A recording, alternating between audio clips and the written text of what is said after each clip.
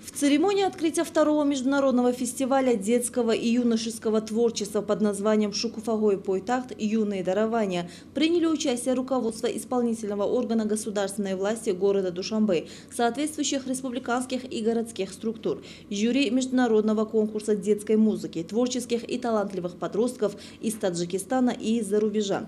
Данный международный фестиваль является культурно-просветительским мероприятием детей и подростков, проводится в рамках плана работы исполнительного органа государственной власти города Душанбе на 2022 год в соответствии с постановлением председателя города Душанбе уважаемого Рустами Эмомали от 9 июня 2022 года об организации и проведении второго международного фестиваля художественного творчества детей и подростков под названием «Шукуфагой Пойтахт».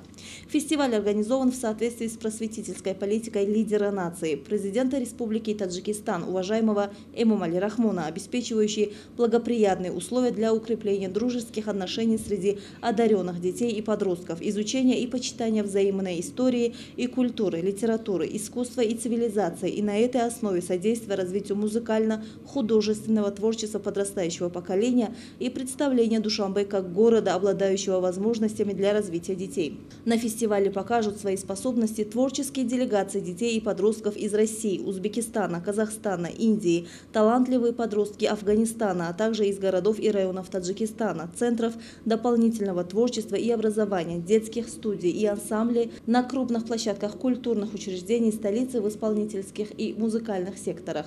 Общее количество участников фестиваля составляет более 300 человек, что позволяет молодому поколению наряду с представлением своего таланта поднять общие человеческие качества, в том числе дружбу и братство. Напомним, фестиваль проходит с 22 по 26 июня. Его участники наряду с участием в фестивале посещают парки культуры и отдыха, музеи и другие культурные и развлекательные учреждения столицы.